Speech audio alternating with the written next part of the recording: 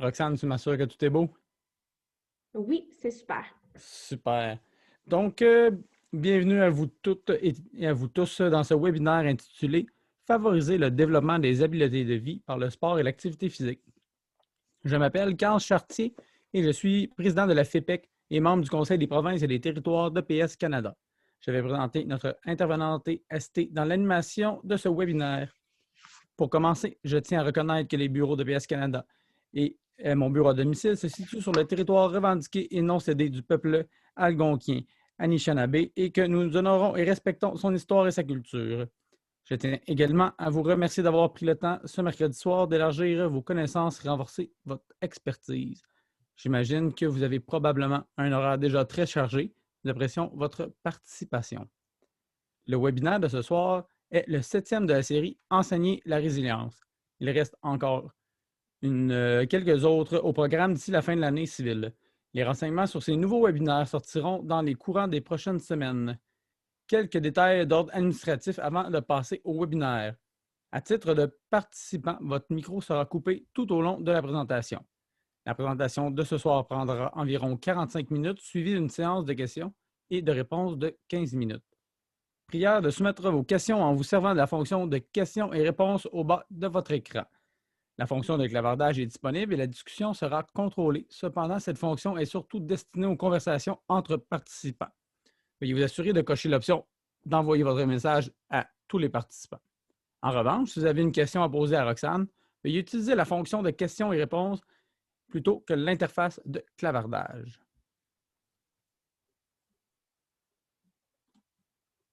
Donc,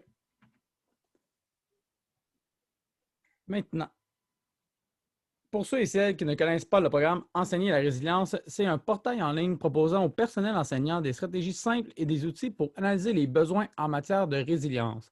Ce site fournit des ressources visant à promouvoir et renforcer la santé mentale des élèves et du personnel enseignant. Enseigner la résilience a été développé conjointement par EPS Canada, l'Université Western et le Centre de toxicomanie et de santé mentale. Enseigner la résilience vise à développer, renforcer et soutenir les compétences du personnel enseignant, renforcer et soutenir les connaissances du personnel enseignant en matière de la santé mentale, proposer des stratégies efficaces et pratiques pour développer la résilience et pour soutenir la santé mentale des enfants et des jeunes. Proposer des stratégies efficaces et pratiques pour soutenir la résilience et le bien-être du personnel enseignant. À l'écran, vous voyez les 4 grands thèmes dans lesquels s'organisent les ressources disponibles sur le site Web. À l'heure actuelle, il y a plus de 175 ressources en anglais et 45 ressources en français, incluant les balados-diffusions, les fiches de conseils, des programmes et bien plus encore. Pour ce qui est des ressources, elles sont élaborées par nos équipes d'éducateurs et éducatrices professionnels de la santé mentale et des experts dans les domaines de la santé et de l'éducation. Elles sont cumulées et organisées en fonction de plusieurs grandes lignes directrices, notamment la ressource est gratuite ou disponible à un prix abordable, fait à noter. La ressource est fondée sur des données factuelles où elle a été éprouvée en tant que pratique prometteuse. La ressource est mise à la disposition du personnel enseignant. La ressource est de très bonne qualité et cette collection de ressources est en croissance permanente. Donc, laissez-moi maintenant le plaisir de vous présenter notre conférencière d'aujourd'hui, Roxane Carrière. Nous comptons chanceux d'accueillir Roxane aujourd'hui. Roxane Carrière détient un baccalauréat en arts de l'Université McGill et une maîtrise en sciences de l'activité physique de l'Université de Montréal. Elle est présentement candidate au doctorat à l'Université Laval où elle se spécialise en psychologie du sport et collabore sur des projets de recherche portant sur le développement positif des élèves athlètes en sport scolaire. Sans plus tarder, je vous invite à vous joindre à moi pour accueillir Roxane. Super. Merci beaucoup. Merci pour la présentation. Je vais commencer tout de suite par partager mon écran. Donc, merci pour l'invitation. C'est vraiment un plaisir pour moi de pouvoir partager en fait le fruit de mes travaux de recherche. Le but de la recherche, c'est d'être capable de le transposer en pratique. Donc, ça me fait vraiment plaisir en fait aujourd'hui de vous parler là, du thème du développement positif et du développement des habiletés de vie, plus particulièrement par le sport et l'activité physique. Donc, rapidement, pour ce qui est du plan de la présentation, je vais commencer avec un volet un peu plus théorique, donc parler là, qu'est-ce que le développement positif, qu'est-ce que les habiletés de vie, de discuter un petit peu brièvement, en fait, de la formation des intervenants scolaires. Et par la suite, je vais poursuivre avec la présentation d'un programme qui s'intitule « Gagnant pour la vie ». Et c'est un programme de développement positif qui a été mis en place dans la région de Québec. Et je vais terminer en vous partageant en fait des citations tirées de l'expérience des intervenants scolaires et des élèves à l'intérieur de ce programme-là. Et comme Carl a mentionné, on pourra terminer avec une période de questions, bien évidemment. Donc, c'est sans surprise, en fait, si vous travaillez dans le sport scolaire, c'est sans surprise que je vous informe que le sport représente l'activité organisée la plus populaire au Canada, dans lesquelles les jeunes s'engagent et les élèves particulièrement. Si on regarde là, le site web de School Sport Canada, je ne sais pas la dernière fois qu'il a été mis à jour, mais on a environ plus de 750 000 élèves athlètes au Canada, 52 000 entraîneurs et 3 200 écoles là, qui sont impliquées dans le sport organisé. Donc, ça fait beaucoup de gens qui sont impliqués justement dans le sport et plusieurs études ont démontré là, que le sport peut avoir des répercussions positives sur le développement des jeunes et des élèves.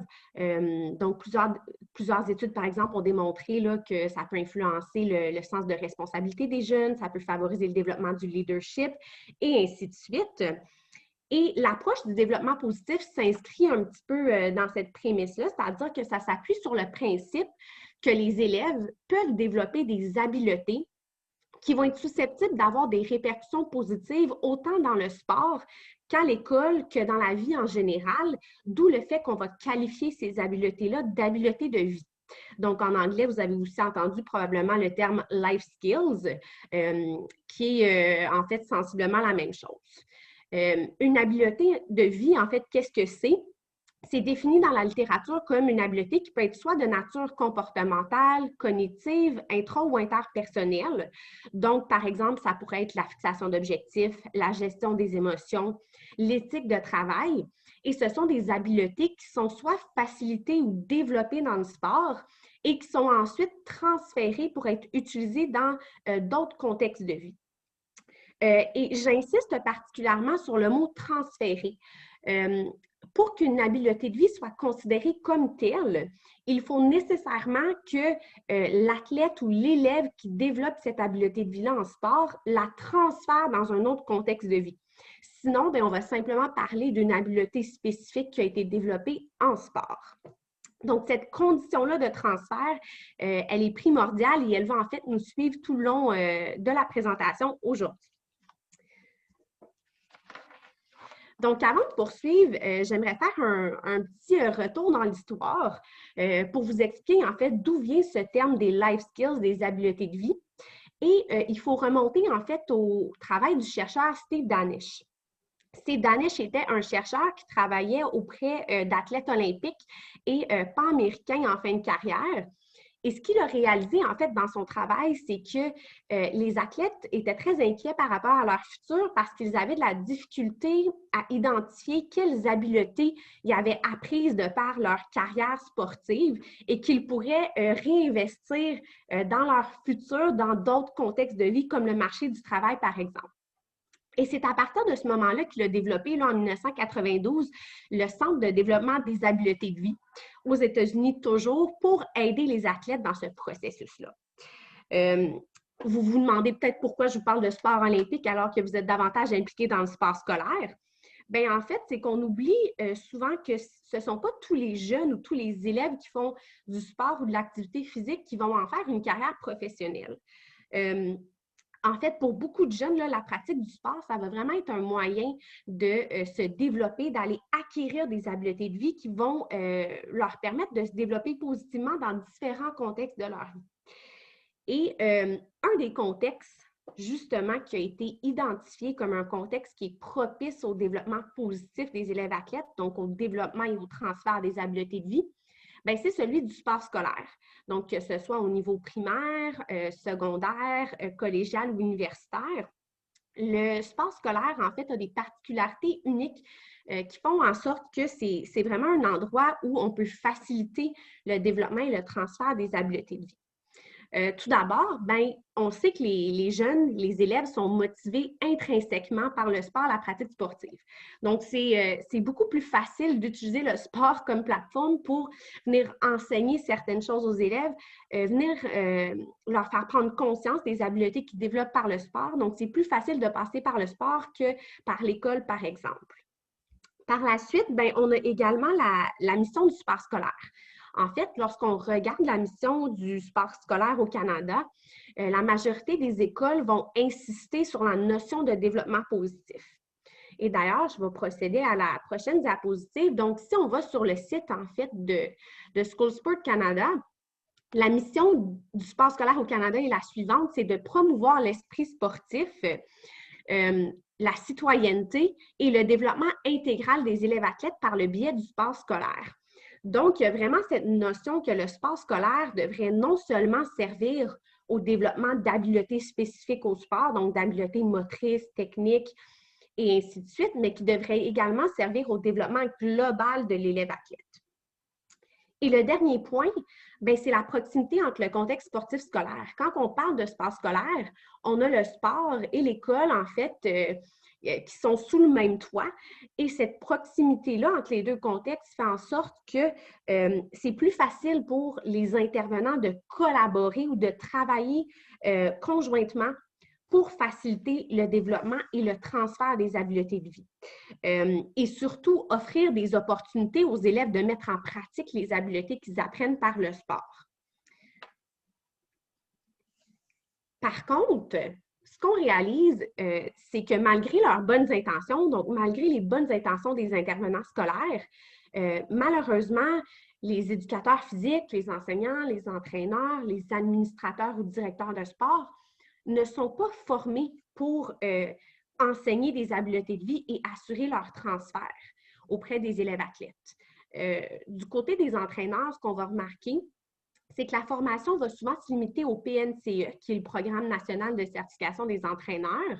Puis au niveau des enseignants, la formation va souvent se limiter au curriculum scolaire ou à la matière qu'on va enseigner ou de la pédagogie de façon générale, mais c'est très rare qu'on va voir une formation qui va vraiment être axée sur le développement positif des élèves. Et donc, la littérature suggère que les intervenants, en ce moment, manquent de connaissances, manquent de ressources et surtout manquent de savoir-faire pour remplir cette mission-là du sport scolaire.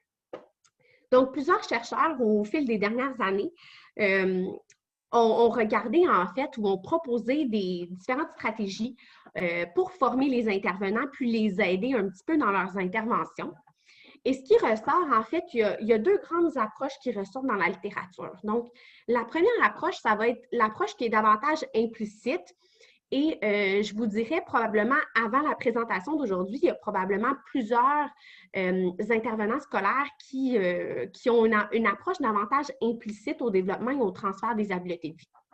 Cette approche implicite-là veut que les élèves développent des habiletés de vie à travers l'acquisition d'habiletés qui vont être spécifiques à leur sport sans qu'il y ait d'intervention délibérée des intervenants. Donc, autrement dit, on assume qu'un jeune qui pratique un sport d'équipe va développer sa capacité à communiquer avec ses coéquipiers de par les exigences du sport. Donc, ça va se faire naturellement sans que l'intervenant ait besoin d'utiliser une approche délibérée avec l'élève athlète. À l'inverse, on a l'approche plus explicite. Donc, l'approche plus explicite dit qu'en fait, c'est la responsabilité des intervenants d'utiliser des stratégies délibérées pour assurer l'enseignement et le transfert des habiletés de vie parce que les élèves athlètes ne sont pas toujours conscients des habiletés qu'ils développent par le sport et ça peut justement limiter leur capacité ensuite à réinvestir ces habiletés de vie-là dans d'autres contextes. À ce jour, même si les deux approches peuvent mener au développement positif, les chercheurs s'entendent pour dire que l'approche explicite va avoir plus de chances de mener au développement et au transfert des habiletés de vie. Donc, quand on a une approche vraiment délibérée avec les élèves, il va avoir plus de chances, en fait, que le développement positif se produise que l'approche implicite. Et je vais essayer de clarifier mes propos en vous présentant un modèle. En fait, le modèle, c'est ce qu'on appelle le continuum implicite-explicite du développement et du transfert des habiletés de vie. Et c'est un modèle qui propose différentes stratégies que les intervenants peuvent mettre en place avec leurs élèves pour faciliter justement le développement positif. Donc, comme vous le constatez, il y a une petite flèche à votre droite. Les stratégies vont des stratégies plus implicites aux stratégies plus explicites. Quand on va parler de stratégie implicite, l'intervenant va être davantage dans un mode réactif. Donc, on enseigne notre cours comme à l'habitude et on va réagir davantage à certaines situations. Alors qu'à l'inverse, quand on est dans l'approche plus explicite ou des stratégies plus explicites, l'intervenant va être plus proactif. Donc, il prend vraiment des initiatives pour cibler l'enseignement et le transfert des habiletés de vie. Donc, on va passer à travers chacune des stratégies. Je vais essayer de vous donner également des exemples un peu plus concrets parce qu'on a été davantage dans le volet plus théorique là, au début de la présentation. Donc, si on commence en bas, en fait, la stratégie la plus implicite, c'est le simple fait de structurer le contexte sportif. Qu'est-ce que ça veut dire? Par exemple, en établissant des règles à suivre. Donc, vous donnez un cours d'éducation physique et lorsque les élèves arrivent dans votre cours, la règle, c'est qu'il faut toujours faire un bon échauffement avant de commencer à faire du sport. Donc, vous insistez sur l'importance d'une bonne préparation là, avant de commencer à faire un jeu ou quoi que ce soit. Donc, on structure l'environnement. Autrement dit, on structure l'environnement dans lequel les jeunes sont. Par la suite, faciliter un climat positif qui reste toujours une stratégie un peu plus implicite. Comment on peut faire? Modeler des comportements, modeler des habiletés qu'on aimerait que les jeunes développent. Ça peut être également de profiter d'un moment propice à l'enseignement d'une habileté. Donc, en anglais, on parle des teachable moments. Et par exemple, là, vous faites un sport d'équipe, ça pourrait être tout simplement d'insister sur l'importance de communiquer, bien communiquer avec ses coéquipiers. Là, c'est un exemple parmi tant d'autres, mais c'est des stratégies qui sont un peu plus implicites, mais qui peuvent tout de même fonctionner. Quand on commence à aller un petit peu dans les stratégies plus explicites, la première, ça va être discuter des habiletés de vie. Donc, tout d'abord, on pourrait tout simplement définir les habiletés de vie avec les jeunes. Donc, leur demander, c'est quoi pour vous la fixation d'objectifs? C'est quoi pour vous l'éthique de travail? Donc, d'avoir des discussions, en fait, tout simplement, généralement, ce qu'on voit dans la littérature, c'est que les intervenants vont prendre des moments au début des cours pour avoir des discussions ouvertes avec les jeunes, parler de l'importance de développer ces habiletés-là également. Par la suite, on va avoir pratiqué les habiletés de vie, donc mettre en pratique les habiletés de vie dont on a peut-être discuté plus tôt avec les jeunes. Donc, créer vraiment de façon intentionnelle des opportunités de les mettre en pratique. Donc, par exemple, je vous donne un exemple dans le cadre d'un exercice. Vous pourriez demander à un athlète de se fixer un objectif avant de commencer, par exemple. Donc, on amène justement les jeunes à mettre en pratique les enseignements qu'on a fait. Évidemment, si on demande à l'athlète de se fixer un objectif, c'est toujours bien qu'il y ait un enseignement sur la fixation d'objectifs préalables. Mais la mise en pratique, c'est vraiment une des stratégies les plus explicites. Et après ça, on entre dans le transfert. Donc, comme je l'ai dit au début de la présentation, pour qu'une habileté de vie soit considérée comme telle, il faut que l'élève athlète le développe en sport, mais qu'il transfert dans un autre contexte de vie. Donc, on peut l'enseigner dans le sport, mais l'objectif ultime, c'est vraiment d'amener l'élève à transférer cette habileté de vie-là, idéalement dans le contexte scolaire, mais ça pourrait être également dans un autre contexte de vie. Encore là, discuter du transfert, ça peut être une belle façon donc de faire des liens entre le contexte sportif et scolaire. Donc, c'est quoi les liens qui existent entre l'école et la salle de classe? On peut utiliser la même habileté de vie dans les deux contextes. Donc là, ça demande peut-être un petit peu plus d'adaptation de votre côté. Ça peut être également faire un débriefing avec les jeunes. Donc, vous donnez un cours d'éducation physique dans lequel on aborde, par exemple, la fixation d'objectifs et à la fin du cours, demander aux jeunes ce qu'ils ont appris et comment ils vont pouvoir réinvestir cette habileté de vie-là. Donc, tout simplement discuter, là, faire un petit débriefing à la fin du cours. Et par la suite, la dernière stratégie, c'est pratiquer le transfert. Donc, de quelle façon vous pouvez vraiment amener les élèves à utiliser cette habileté de vie-là à l'école ou dans un autre contexte de vie. Donc, ça pourrait être la semaine suivante, par exemple, de demander aux jeunes, quand ils ont réussi à se fixer un objectif dans la semaine à l'extérieur de votre cours. Encore là, ça peut être de demander aux jeunes de le mettre en pratique, tout simplement. Donc, là, on est vraiment là, dans les stratégies beaucoup, beaucoup plus explicites, mais vous voyez un petit peu de quelle façon vous pourriez intervenir là, dans le cadre de vos cours auprès des élèves. Et donc, en amont de ces stratégies-là, comme je disais, bon, les chercheurs ont proposé des stratégies et par la suite, il y a plusieurs chercheurs qui ont également développé des programmes de formation spécifiquement pour les intervenants qui travaillent en sport scolaire. Donc, les programmes dans la littérature, on en a vu autant au niveau primaire qu'au niveau secondaire. Et ces programmes-là visaient à former les intervenants sur l'enseignement et le transfert des habiletés de vie auprès des élèves. Parce que, comme on a vu plus tôt, bien, les intervenants ont rapporté un manque de connaissances, de ressources et de savoir-faire. Donc là, évidemment, je vous en ai listé quelques-uns. Le Transferability Program, qui a été un programme développé en sport scolaire pour des garçons, justement, qui avaient des difficultés scolaires et on utilisait le sport pour développer certaines habiletés. Dans le cadre de ce programme-là, ce qui était très intéressant, c'est qu'en fait, les éducateurs physiques choisissaient un sport pour une habileté de vie. Donc, par exemple, je pense qu'ils choisissaient le karaté pour développer l'éthique de travail. Donc, il y avait vraiment un sport, une habileté. Et le programme s'étendait là, sur une période de plusieurs semaines. Et l'objectif, c'était vraiment là, d'amener les élèves à appliquer ces habiletés de vie-là dans le contexte de classe. On a également le Values Training Program à Singapour qui a été développé par Co et des chercheurs canadiens, programme qui a été fait vraiment au niveau primaire, encore là, avec des enseignants en éducation physique. Le Coaching for Life Skills Program et Golf in Schools. Golf in Schools, peut-être que vous connaissez, qui est un programme qui a été développé en partenariat avec Golf Canada. Donc, on intégrait l'enseignement des habiletés de vie dans les cours de golf.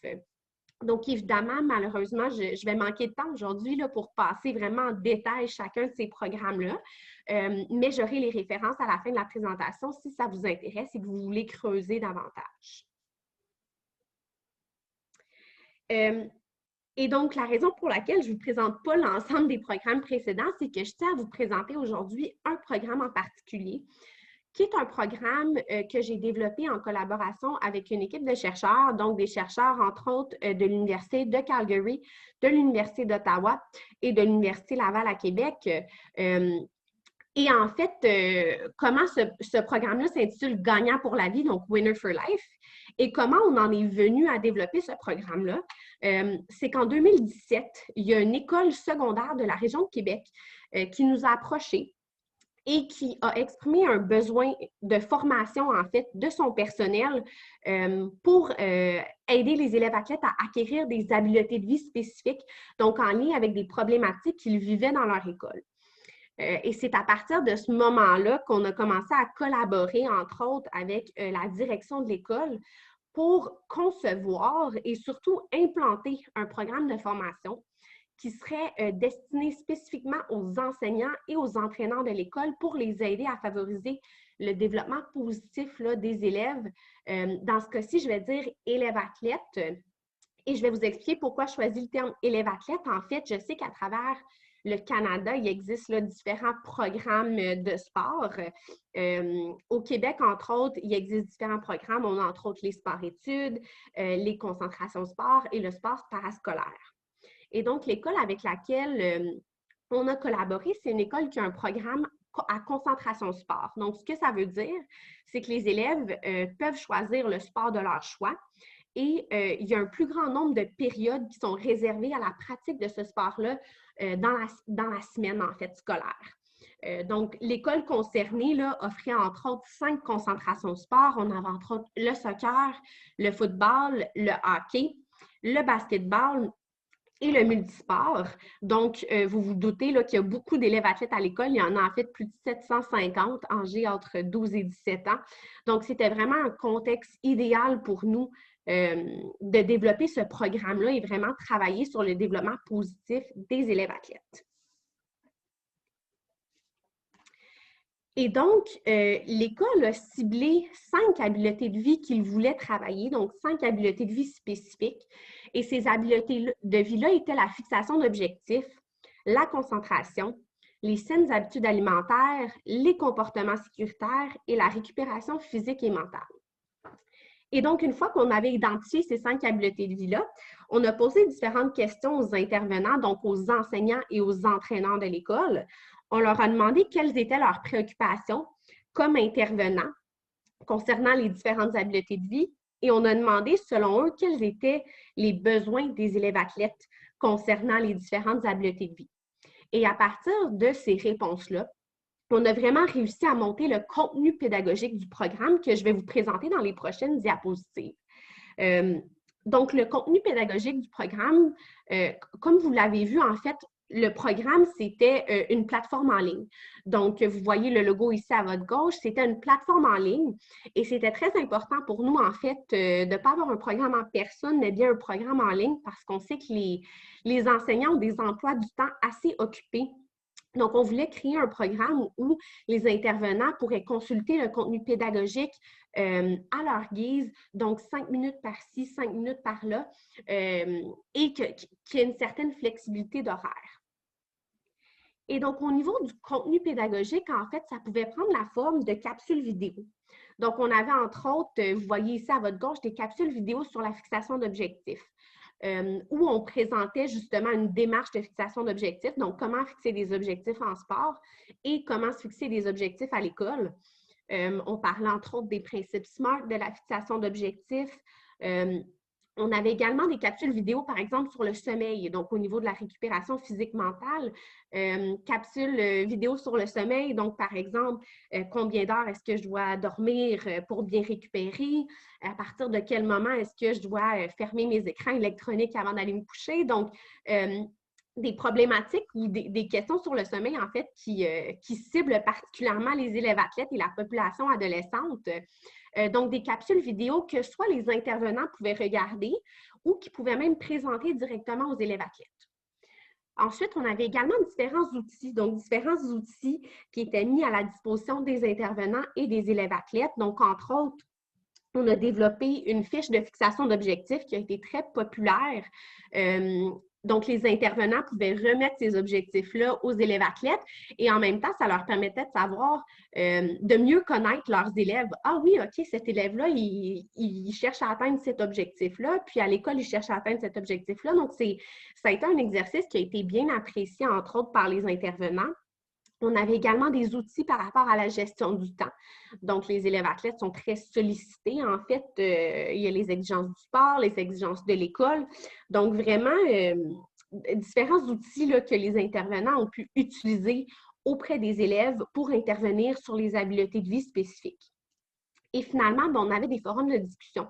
Qui était quand même important, donc d'avoir des forums de discussion pour laisser la place aux enseignants, aux entraîneurs, de discuter entre eux, partager leurs idées et partager leurs expériences. Donc, comment ça s'est passé? Tu as fait la fixation d'objectifs avec les jeunes. Ah, j'aurais fait ça de telle ou telle façon. Et là, vraiment, on créait une communauté de pratique, en fait, entre les intervenants. L'objectif ultime, en fait, des activités, c'était simple. Ce qu'on visait, c'était d'amener les intervenants à mettre en pratique le contenu du programme dans leur contexte. Donc, que ce soit, par exemple, dans le cours d'éducation physique, que ce soit dans les concentrations sport, que ce soit dans la salle de classe, on voulait que les intervenants prennent le contenu et l'adaptent à leur façon ou à leur contexte.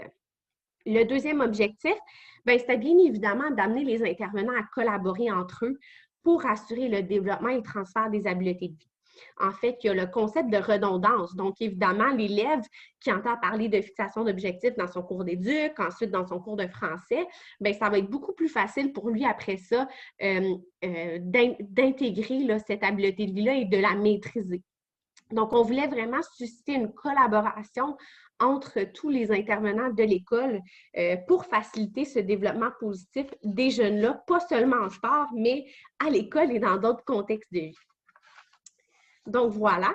je vais vous présenter rapidement des exemples du contenu pédagogique de la plateforme et de la façon dont les intervenants ont été amenés à intervenir auprès des jeunes. Donc, vous voyez là en haut à votre gauche et à droite, au niveau de la concentration, la habileté de vie concentration, on parlait beaucoup de l'importance des routines pour arriver à être plus efficace dans notre travail, optimiser notre concentration. Donc, entre autres, on proposait aux jeunes, avant une séquence de jeu dans un sport de leur choix, donc là, ici, j'ai choisi l'exemple du football, d'avoir une routine, donc pour bien se préparer à jouer le point lorsque l'arbitre siffle le jeu et que bon, le jeu commence. Donc, à quoi je dois réfléchir? Comment je dois me positionner? Je dois réfléchir à la stratégie de jeu, je dois réfléchir à la position de mon corps. Donc, vraiment de développer des routines en contexte sportif pour optimiser la concentration. Et après ça, bien, on faisait le parallèle en contexte de classe. Donc, par exemple, en contexte de classe, j'arrive dans un examen, on me demande de répondre à une question à développement. Bien, est-ce que j'ai une routine ou est-ce que je me lance, je commence à écrire, puis finalement, j'efface une phrase, j'oublie une idée, je reviens en arrière? Donc, est-ce que j'ai une routine, en fait, quand je fais un examen, quand je fais un travail, quand j'étudie? Donc, ça a été quelque chose qui a été bien apprécié. Et sinon, je vous montre en fait, dans le coin à gauche, ça a été un outil qu'on a davantage utilisé ou un exemple qu'on a davantage utilisé pour la fixation d'objectifs. Donc, les enseignants et les entraîneurs pouvaient amener les élèves athlètes à réfléchir à différents objectifs qui pouvaient se fixer pour améliorer soit une facette d'un sport ou une facette d'une matière à l'école. Donc, ici, je donne l'exemple au soccer, peut-être d'objectifs qui visaient à développer des habiletés physiques spécifiques, des habiletés techniques, tactiques ou mentales. Et après ça, on faisait le parallèle dans un cours de langue, donc un cours d'anglais, où les jeunes pouvaient à ce moment-là développer cibler en fait des objectifs, soit au niveau de l'écriture, au niveau de la lecture ou au niveau des présentations orales. Donc, le but, c'était vraiment de faire des liens entre les deux contextes et d'amener les jeunes à faire ce transfert-là dont je parle depuis le début, là, le transfert des habiletés de vie, et d'aider les intervenants à avoir les bons outils, la bonne terminologie et les bonnes ressources pour aider les élèves athlètes dans le processus. Donc, je vous parle un petit peu de l'expérience des intervenants des élèves athlètes. Donc, suite à la première année du programme, c'est un programme longitudinal de 3 ans, donc il est toujours en cours. Et suite à la première année du programme, on a effectué des entretiens pour être capable de recueillir l'expérience des intervenants et des élèves athlètes. Et je vous lis quelques citations, en fait, qui sont sorties là, dans le cadre de ces entretiens-là.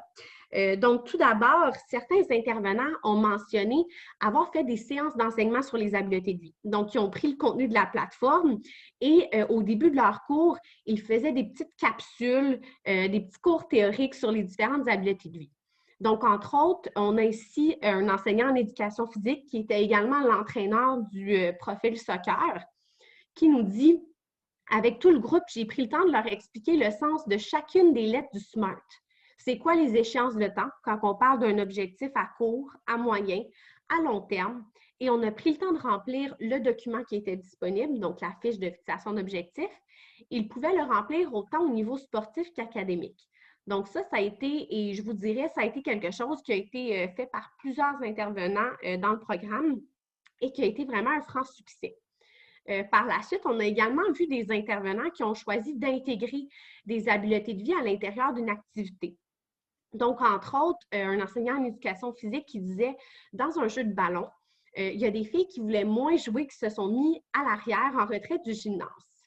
Là, on est revenu avec les objectifs. Vous êtes allé combien de fois pour tirer le ballon en avant? Quel objectif tu pourrais te fixer? Et là, il y a une fille qui a dit, je pourrais y aller 2 fois. Et là, je ne vous ai pas mis la citation tout au long, mais ce que l'enseignant disait, c'est qu'en utilisant la fixation d'objectifs, il a réussi tranquillement à motiver ces filles-là qui peut-être voulaient moins s'investir dans le jeu ou l'activité. Donc, ça a été vraiment une belle façon là, sans faire un cours magistral, mais d'intégrer l'enseignement de cette habileté de vie-là dans son cours. Par la suite, il y a beaucoup d'intervenants qui ont aussi mentionné, qui ont fait des liens entre le sport et l'école. Donc, entre autres, là, un entraîneur de mathématiques qui se trouvait également être l'entraîneur, un des entraîneurs de l'équipe de football, expliquait ou faisait les liens suivants avec ses élèves. Tu as peut-être attrapé 200 ballons de football avant d'être capable d'en attraper un naturellement. C'est la même chose avec un problème de maths.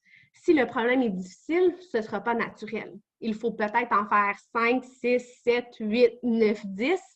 Puis, des fois, tu as échappé le ballon de football, tu dois reprendre avec la bonne technique. C'est la même chose avec le problème de maths, tu dois le refaire avec la bonne technique pour l'assimiler.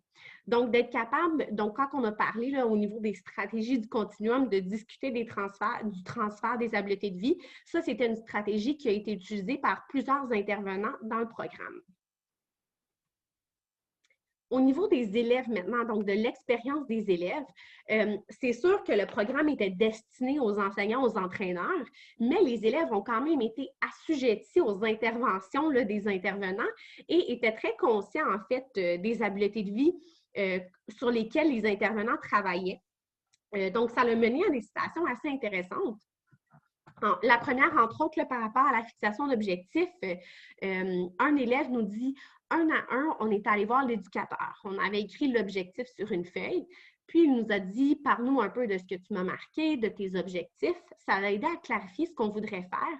Puis s'il y a des choses qu'on avait mal écrites, il nous corrigeait.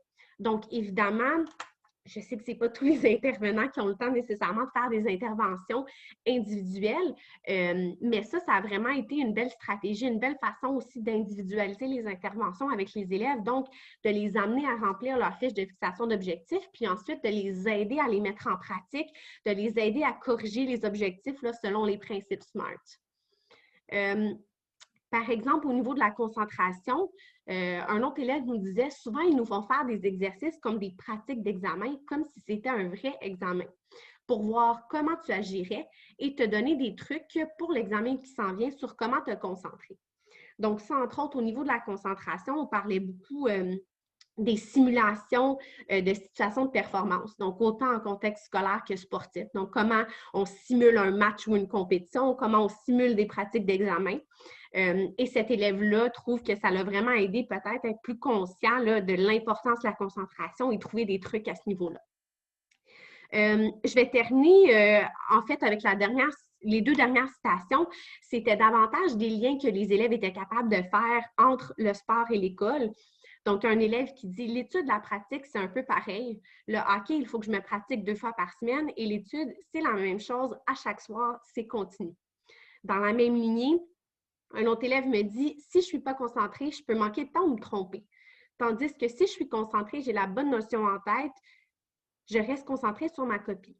En sport, si je pense à plein de trucs que je vais faire après, je vais être déconcentrée. Je ne serai pas là pendant le jeu.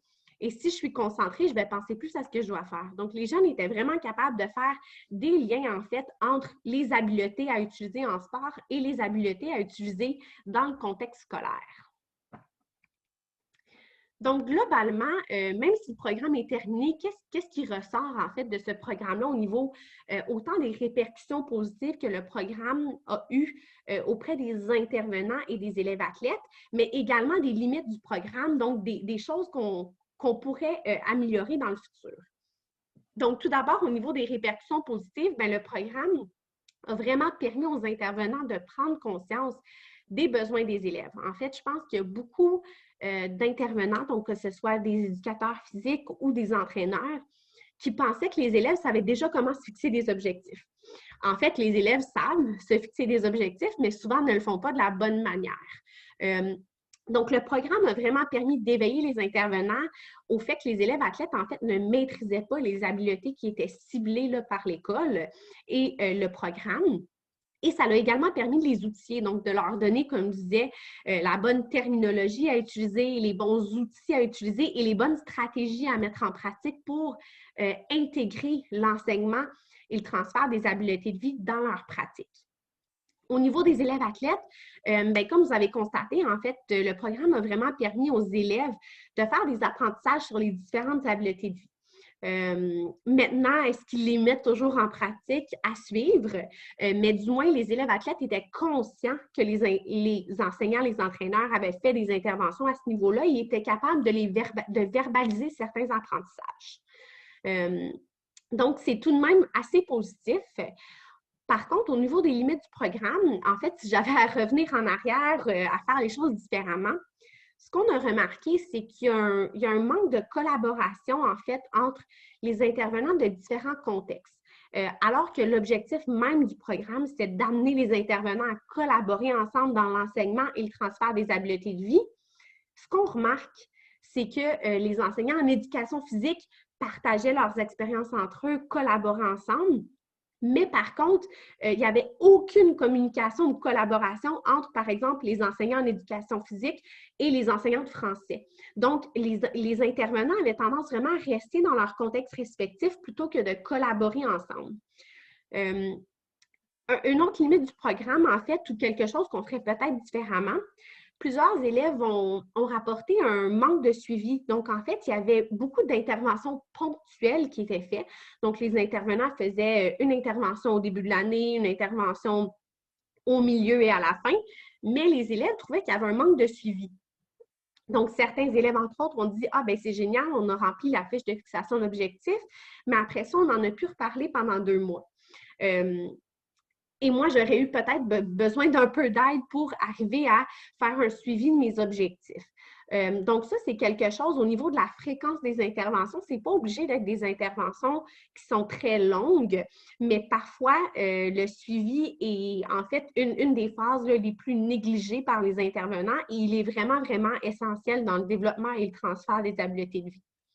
Et sinon, en fait, la dernière chose qu'on a constatée, il y a certains élèves athlètes qui étaient très motivés, en fait, par les interventions des intervenants et il y en a d'autres qui l'étaient un peu moins. Évidemment, lorsqu'on a développé le programme, il a été développé de concert avec l'école, donc la direction de l'école, et avec les intervenants. Donc, c'est sûr qu'on n'a pas demandé aux élèves athlètes ce qu'ils aimeraient apprendre ou ce qu'ils aimeraient développer en contexte de sport scolaire. Et ça aurait peut-être été quelque chose à considérer. Donc, de quelle façon on pourrait impliquer les élèves athlètes dans le processus décisionnel et vraiment là, les motiver à développer, à transférer ces habiletés de vie-là. Donc, à refaire, je pense qu'on trouverait une façon d'impliquer les élèves pour vraiment créer un climat motivationnel qui serait propice là, à leur développement positif.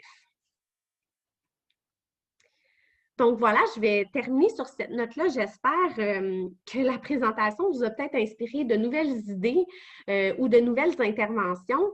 Et j'aimerais terminer en disant qu'en contexte de pandémie, en fait, je ne sais pas comment ça se passe dans toutes les provinces à travers le Canada, mais du moins ici, les élèves, entre autres au secondaire plus particulièrement, vont à l'école une journée sur 2. Ils ont beaucoup de cours qu'ils n'ont plus, entre autres les cours d'éducation physique. Et pour ce qui est des écoles à concentration sport, ben, il n'y a plus de match, il n'y a plus de compétition et il n'y a plus d'entraînement. Pourquoi je vous dis ça? C'est qu'en fait, ça peut être un moment idéal de profiter de ces temps morts pour justement enseigner certaines habiletés de vie-là et parler justement de transfert avec les jeunes. C'est quelque chose qu'on a commencé à faire dans le cadre de notre programme. On a dû s'adapter un peu comme tout le monde, mais je sais que parfois les intervenants en ce moment cherchent des idées pour meubler là, leur cours à distance. Donc, c'est vraiment un moment idéal. Puis je pense que les jeunes en ont besoin plus que jamais. Si je pense juste aux routines au niveau de la concentration, il y a énormément de distractions à la maison. Les jeunes ont de la misère à bien travailler. Donc, ça peut vraiment être une occasion en or, en fait, de travailler sur certaines habiletés que vous jugez essentielles avec vos jeunes. Donc, voilà, bonne chance pour la suite. Puis, je laisse la suite là, de la présentation à Carl pour les questions. Merci beaucoup, Roxane. C'était super intéressant. Puis j'ai particulièrement aimé là, à la fin ton lien avec l'enseignement à distance parce que c'est vrai que en fait, l'éducation physique se fait maintenant à distance quand la classe est fermée et que ça peut être un beau sujet de discussion à avoir et de développement avec nos élèves. On va y aller maintenant avec des questions. Donc, si on a des personnes là présentes en ce moment qui ont des questions, Donc, il y a l'option questions et réponses dans le bas de votre page de navigation, où il y a bien sûr là, le clavardage. Donc, je vous invite à poser vos questions si vous en avez. Je peux, et je sais probablement qu'il y en a des questions. Un petit oiseau de l'oreille, qu'on a quelqu'un ici, Roxane, qui assiste au webinaire, qui fait présentement une maîtrise un peu en lien avec ça. Donc, Ah, peut-être bon. qu'on aurait une belle discussion. On parle, Ben oui. je ne veux pas trop la mettre là, sous les projecteurs, là, mais on parle de Caroline. Donc, je ne sais pas si Caroline, tu voudrais nous poser une question à Roxane. En fait, là, c'est Roxane qui est l'experte là-dedans. Donc, en fait, je pense que les questions sont par écrit. Donc, ce ne sera pas Ah, regarde, il y en a une qui vient d'arriver. Donc, répondre en direct. On va essayer cette option-là. Donc, on demande si ça va être possible de partager le PowerPoint. Je vais demander à notre personne pour EPS Canada.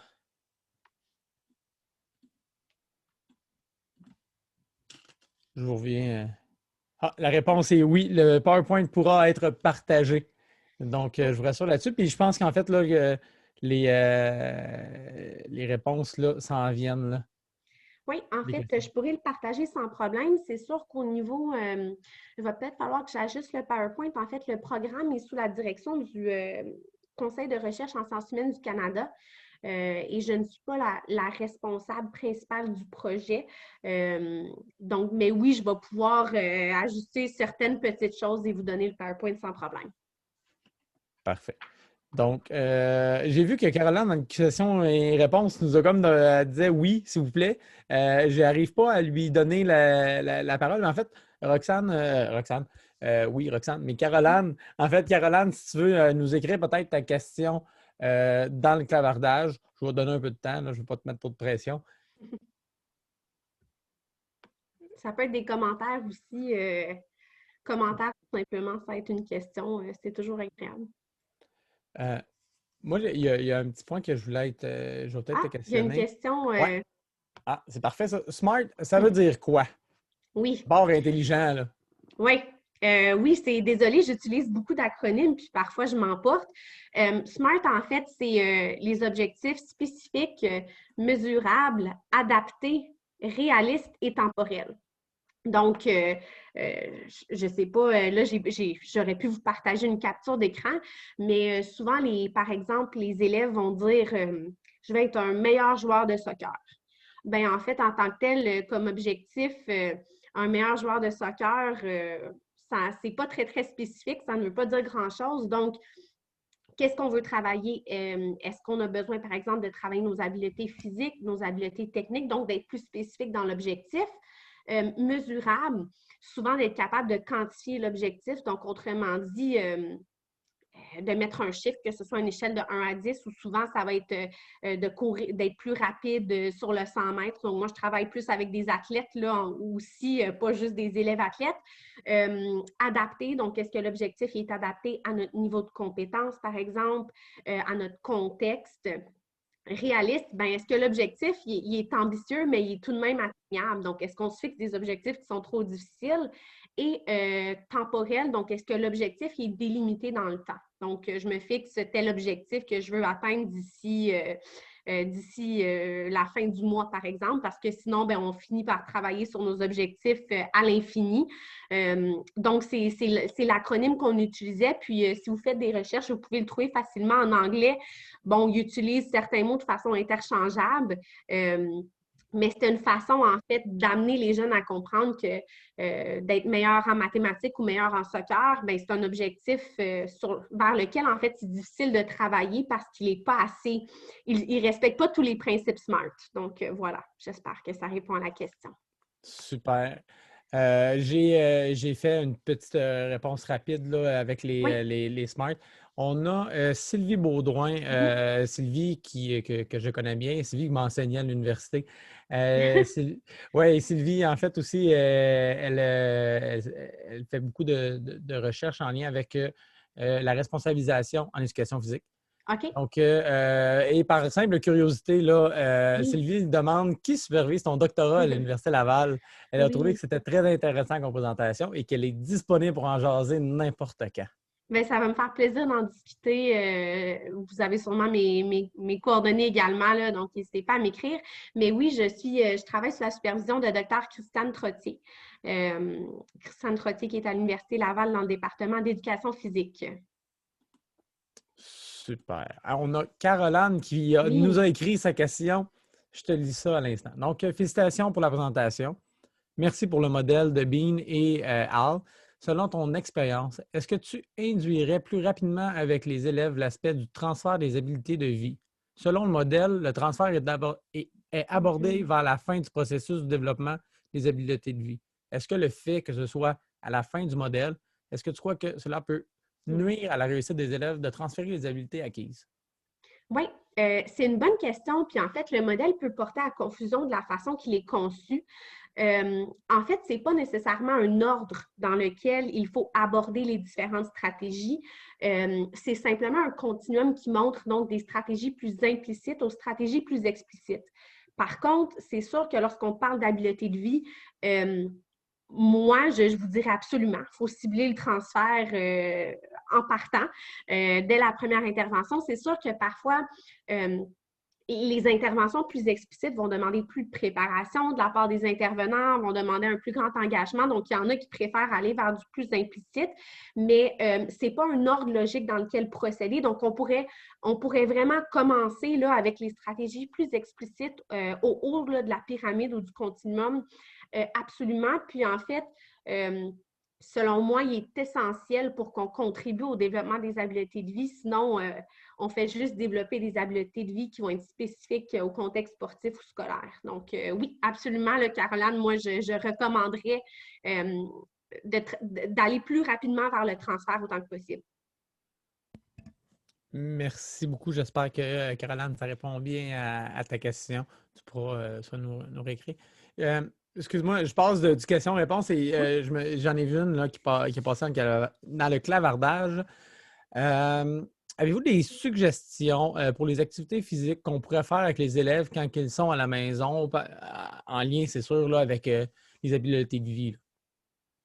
Oui, en fait, ben, activité physique ou activité liée, en fait, ça dépend en ce moment, c'est un petit peu difficile. Si on parle uniquement là, des activités physiques à faire, il existe une super belle plateforme en ce moment qui s'appelle Fit for Play. Si je ne me trompe pas, je pourrais y mettre le lien. Et c'est une plateforme dans laquelle on choisit le sport et on retrouve différents exercices qui peuvent être faits à la maison euh, en, par rapport au sport spécifique qui est ciblé. Donc, il y a différentes plateformes en ligne qui peuvent être utilisées pour travailler avec les jeunes. Je vais sortir du contexte scolaire un petit peu. Je sais qu'avec les équipes sportives avec lesquelles on travaille, ce qu'on fait en ce moment, on va demander à des jeunes, par exemple, de prendre le lead. Donc, de prendre le lead d'un échauffement ou d'un cours qui a peut-être été bien évidemment validé là, par l'enseignant ou l'entraîneur, mais ça travaille entre autres le leadership. Là. Donc, on demande aux jeunes de prendre le lead d'un cours, puis ça peut être un jeune différent chaque fois. Donc, ça, c'est quelque chose qui se fait très bien. Sinon, rapidement, comme ça, j'ai pas d'idée précise qui me vient en tête. Là. J'espère que ça vous aide un petit peu, que ça vous aide un petit peu dans votre question. Donc, on a une autre question Oui, de Sébastien Ouellette qui nous demande, oui, en fait, il veut savoir un peu plus le contexte de oui, l'école qui a été ciblée. C'est une école publique, privée, est-ce que oui, favoriser un peu plus sans oui. nécessairement la nommer, là? Oui, non, c'est ça. Je ne pourrais pas nommer l'école, mais c'est une école de la région de Québec, donc dans la ville même, là, la capitale nationale. Et c'est une école privée. Donc, évidemment, là, vous allez me dire, l'école privée a plus de moyens là, que l'école publique, mais c'est une école privée. Donc, évidemment, là, les parents paient un certain montant pour que les jeunes, justement, aient plus de périodes réservées à la pratique de leur sport. Et je suppose que les attentes aussi sont probablement plus élevées au niveau des interventions des intervenants aussi et du développement des jeunes. Donc, c'était une école privée dans laquelle on offrait vraiment différentes concentrations sport. Et là, à moins que je me trompe, là, je pense qu'en secondaire 4 et 5, ils ont environ 90 heures de pratique sportive par année et un petit peu moins en secondaire 1, 2 et 3. Donc voilà, je ne sais pas si ça clarifie le contexte de l'étude. Puis comme vous l'avez vu, en fait, il y a beaucoup, ça je ne l'ai pas mentionné, mais il y a beaucoup d'intervenants qui portent des doubles chapeaux. Ça, c'est quelque chose aussi qui est particulier au contexte québécois. Quelqu'un pourrait peut-être m'informer si c'est comme ça ailleurs dans le Canada, mais ici au Québec, on a beaucoup d'enseignants qui sont à la fois enseignants et entraîneurs. Donc, les citations que je vous présentais, c'était par exemple un prof de mathématiques qui était entraîneur à temps partiel au football. Et ça l'aide beaucoup aussi à favoriser le développement et le transfert des habiletés de vie parce qu'ils interagissent avec les jeunes dans les deux contextes. Donc voilà. Super. Je sais qu'il y a une autre question, en fait, de Oui, Caroline, oui, qui est très intéressée par ton sujet, bien entendu. oui. Donc, elle dit merci pour ta réponse de tantôt. En fait, elle est à la maîtrise à l'Université de Sherbrooke et elle s'intéresse à une des limites de ton projet, soit la motivation des élèves à transférer. Est-ce que tu as des pistes de Mhm. solutions, des conseils pour elle? Oui, ça, c'est des questions existentielles que je me pose également. Euh, En fait, ce que les élèves vont surtout rapporter par rapport au manque de motivation, c'est soit qu'il n'y avait pas d'intérêt personnel. En fait, les jeunes, il y avait de l'intérêt à développer l'habileté de vie dans le sport. Mais après ça, quand on disait, ah, ben, tu sais, tu pourrais utiliser les routines puis l'utiliser dans le contexte scolaire, c'était un peu moins sexy. Donc, autrement dit, les jeunes, parce qu'ils sont motivés par le sport, n'avaient pas de problème à parler de routine, de fixation d'objectifs, mais quand on arrivait dans le contexte scolaire, ils étaient moins motivés, en fait, à travailler sur ces mêmes habiletés de vie-là.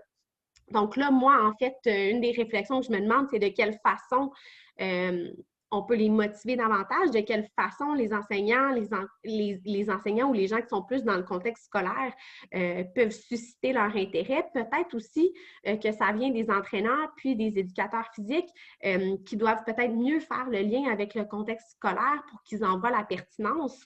Et ça, c'est quelque chose qui est également ressorti dans ce manque de motivation-là. Il y a des jeunes qui ne percevaient pas l'utilité des habiletés de vie.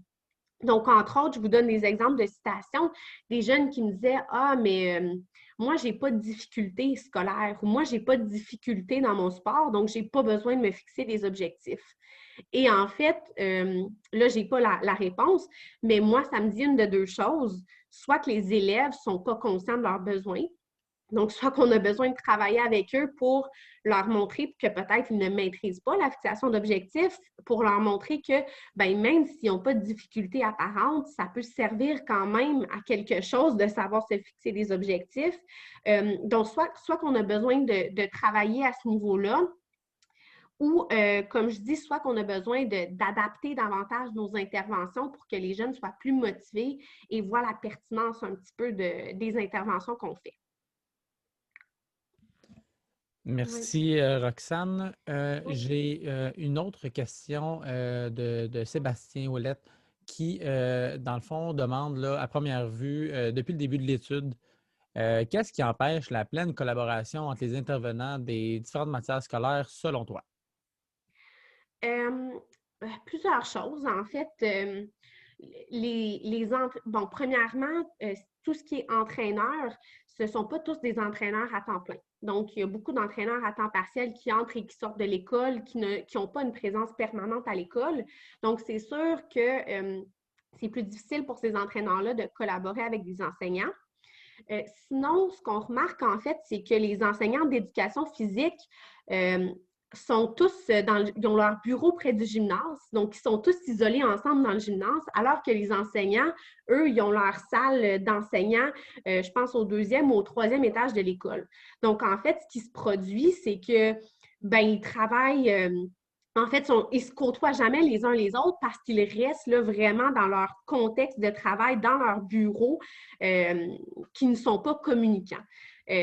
Donc, ça, c'est vraiment la principale raison. Et je pense qu'ils sont tout simplement pas habitués de travailler en collaboration entre eux. Et sinon, je pense qu'il y a aussi l'effet de responsabilité partagée. Donc, en psychologie, il y a un concept, là, lorsqu'on est un groupe de personnes, qu'on demande à un groupe de personnes de faire quelque chose, bien, les gens, au départ, ils s'engagent moins parce qu'ils se disent « Ah, ben l'autre personne va le faire. Ah, ben l'autre personne va le faire. » Donc, je pense qu'il y a aussi ce phénomène-là de responsabilité partagée. Et si j'avais à refaire les choses, je pense que ce que j'aurais fait, j'aurais jumelé des intervenants ensemble. Donc, j'aurais jumelé un enseignant de français avec un éducateur physique. Donc, j'aurais jumelé un intervenant du contexte sportif avec un intervenant du contexte scolaire et j'aurais formé des diades, autrement dit. Je pense que ça aurait été beaucoup plus efficace, en fait, au niveau de la collaboration. Super. Donc, c'était notre dernière question. Je trouve que c'est un sujet vraiment intéressant. En fait, c'est drôle. Moi, en enseignement, j'utilise le contexte de classe pour L'inverse. exemplifier. Pour l'inverse, tu sais, je dis, ah, si tu Oui, apprends à écrire le cas, tu sais, j'ai des élèves de première, deuxième année, là, tu sais. oui. Mais tu apprends à écrire le cas, c'est difficile, mais tu apprends tu sais, je fais des. C'est drôle, je fais l'inverse, puis ça fonctionne mieux aussi pour. Mais Parce que l'inverse est possible aussi. Oui. Donc, je veux te remercier beaucoup, Roxane, pour cette belle présentation. Est-ce que c'est possible là, est-ce que tu as pas, en fait, de te lire une publication que tu aurais fait ou est-ce que tu déposes ta thèse bientôt si jamais on veut en savoir Oui. davantage? Je suis activement en train de rédiger là, 2 articles scientifiques. C'est un processus assez ardu, donc je souhaite les publier l'année prochaine. Puis, si vous êtes intéressé, je pourrais vous faire suivre les publications si vous voulez les rendre disponibles sur votre site web sans problème. Puis sinon, ben, la thèse, ça va être à la fin de l'année 2021. Je vais prendre le temps de respirer d'ici là, mais je pourrais vous faire suivre toute la documentation nécessaire sans problème. Parfait. Donc, merci à tous d'avoir été là et je vous souhaite une belle soirée. On te dit là, dans le clavardage, là, bonne chance. Puis merci beaucoup pour la présentation, Ça fait Roxane. C'était plaisir, fort merci. apprécié. Merci. Merci beaucoup à tous. Au revoir.